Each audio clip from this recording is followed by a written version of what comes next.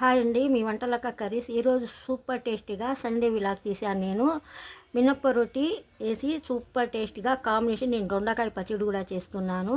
చూడండి, డిబ్బ రొట్టెలో నేను కోడిగుడ్లు వేసి సూపర్ టేస్టీగా నేను డిబ్బ రొట్టెలు వేసాను. మా పిల్లలకి డిబ్బ రొట్టెలు కోడిగుడ్డు వేస్తే ఎంత ఇష్టమో. దాంట్లో దొండకాయ టమాటా పచ్చడి చేశాను. ఈ మా వంటగది అంతా ఎంత గుమగుమలాడిపోతుందో.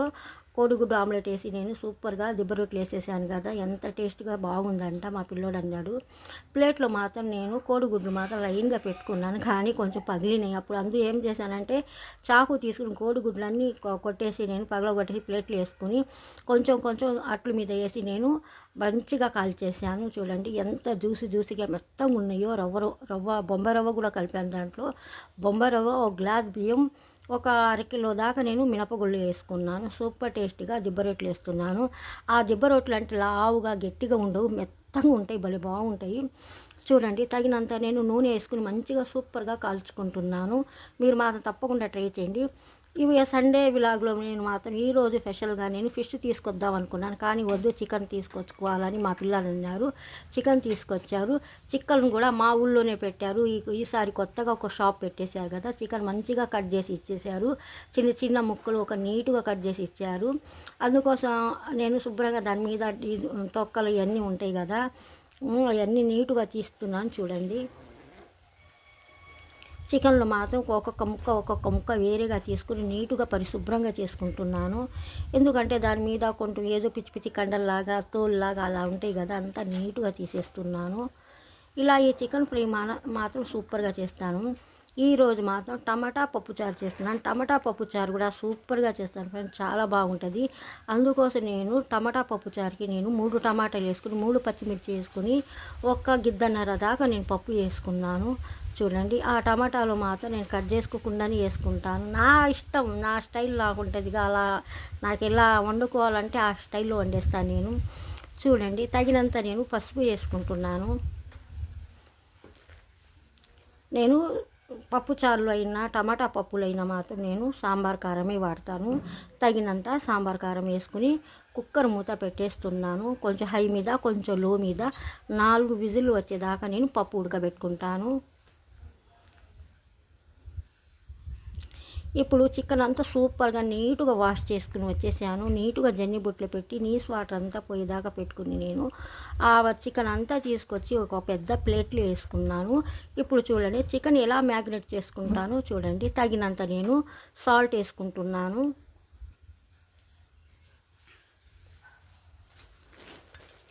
సాల్ట్ వేసుకుని సూపర్గా మంచిగా ముక్కకు పట్టినట్టుగా కలుపుకోవాలి మేము. తగినంత పసుపు వేసుకుంటున్నాను. ఈ పసుపు కూడా మా తెనాలి పసుపు, అసలు ఎంత బాగుంటుందో, కలరు భలే బాగుంటుంది, కమ్మగా వాసన కూడా భలే బాగా వచ్చింది పసుపు వాసన. కొన్ని పసుపు ఉంటాయి కలర్ఫుల్గా ఉంటుంది, కానీ అసలు కలరే ఉండదు, వాసనే ఉండదు. చూడండి, పసుపు వేసుకున్నాక నేను అల్లం చిన్నులపాయల పేస్ట్ కూడా వేసుకుంటున్నాను.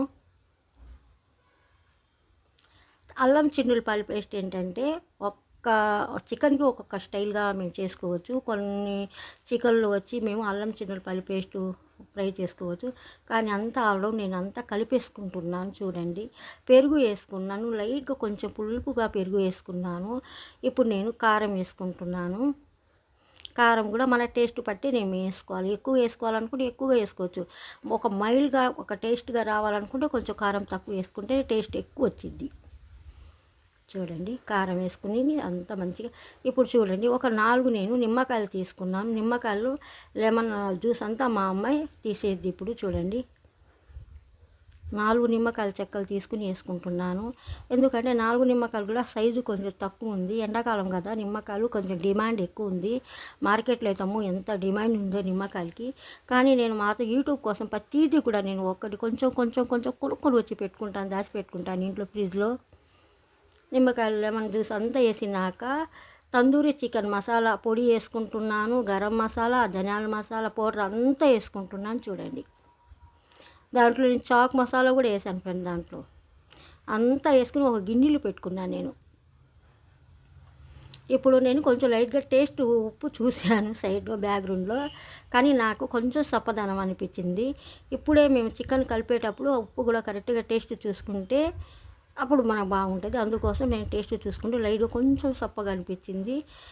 ఉప్పు, సాల్ట్ వేసి కలిపేసి మళ్ళీ నూనె వేసుకుంటున్నాను. నూనె ఎందుకంటే ఈ ఉప్పు, పసుపు, కారం, మసాలా అంతా, గరం మసాలా, చికెన్ మసాలా అన్నీ ఆల్ రౌండ్ మసాలా అన్నీ దినుసులల్లో వేసాను కదా, ముక్కకి మంచిగా పట్టిద్ది. అందుకోసం నూనె వేసుకున్నాను. చూడండి 4 విజిల్లు వచ్చింది కదా, పప్పు సూపర్‌గా మెత్తంగా ఉడికిపోయింది.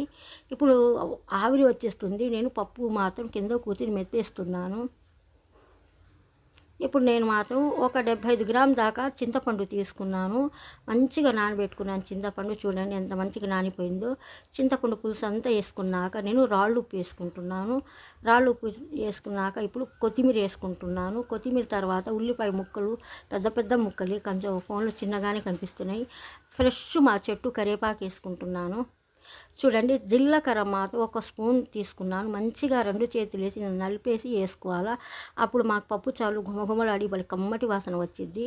చూడండి పప్పుచారు కూడా ఎంత సూపర్గా మంచిగా ఎంత కలర్ఫుల్గా ఉందో. మీరు మాత్రం తప్పకుండా ట్రై చేయండి ఫ్రెండ్. చూడండి చిన్నులపాయలు ఇప్పుడు నేను జీలకర్ర తీసుకున్నాను. చిన్న రోలు కొనుక్కున్నాను ఫ్రెండ్. నేను 500 అన్నారు, కానీ నేను 350 ఇచ్చింది మాకు తెలిసిన అమ్మాయే. కానీ ఫోన్లో మాకు చిన్నగా కనిపిస్తే భలే బాగుంది. అసలు మంచి ప్యూర్ జల్మసిల్వర్ అది రోలు, మంచి రోలు. జీలకర్ర, చిన్నులపాయల రెబ్బలు వేసి కచ్చా పక్కగా మంచిగా దంచేస్తున్నాను. చూడండి ఇప్పుడు చూడండి నేను 3 స్పూన్లు వచ్చి నేను నూనె వేసుకుంటున్నాను కుక్కర్లో. చిన్నులపాయలు, జీలకర్ర మంచిగా కచ్చా పక్కగా దంచేసాను కదా, ఇప్పుడు ఈ నూనెలో నేను వేసుకుంటున్నాను. చూడండి చిన్నులపాయలు, జీలకర్ర మంచిగా దంచి వేస్తే మన తాలింపులు ఎంత గుమగుమలాడిపోద్ది, ఎంత బాగుంటుందో చూడండి. ఇప్పుడు ఎండుమిర్చి మాత్రం 2 తీసుకొని 2 ముక్కల్లాగా చేసుకున్నాను నేను. పోపు దినుసులు ఆల్ రౌండ్ సాయిమినపప్పు, పచ్చనపప్పు, ఆవాలు, మళ్ళీ జీలకర్ర, మళ్ళీ మెంతులు అన్నీ వేసుకున్నాను నేను.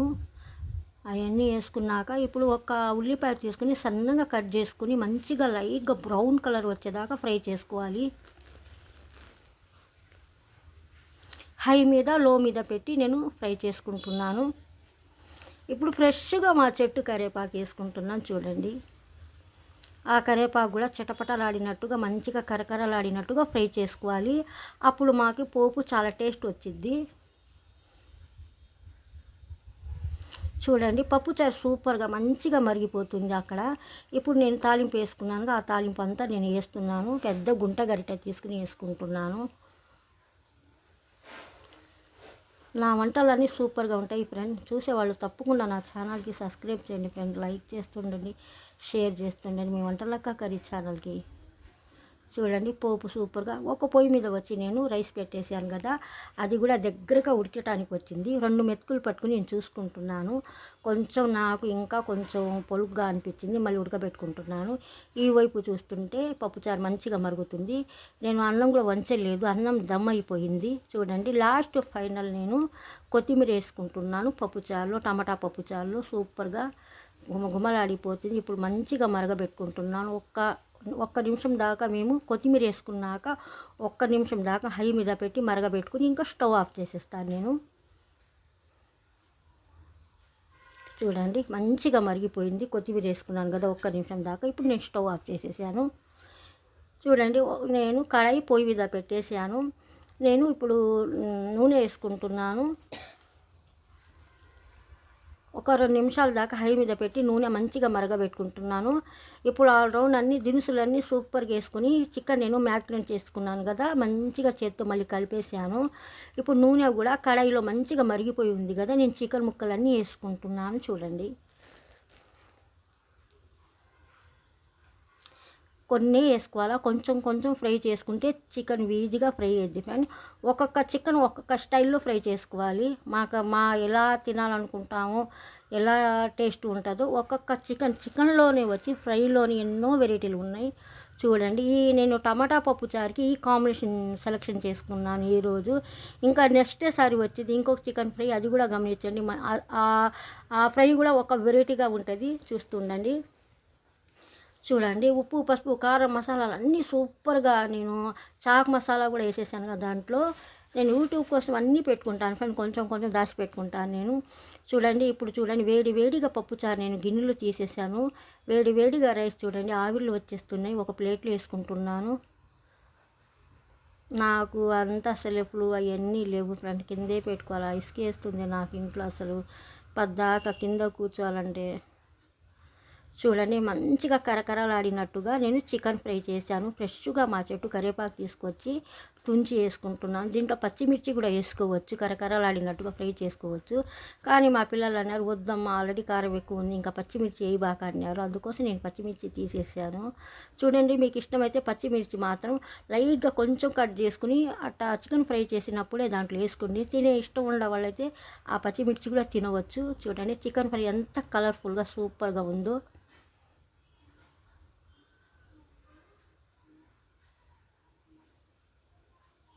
ఈసారి ఇంకా కొత్త వెరైటీ వంటకం వచ్చింది ఫ్రెండ్, ఇంకా 2-3 రోజుల్లో, అది కూడా చూడండి.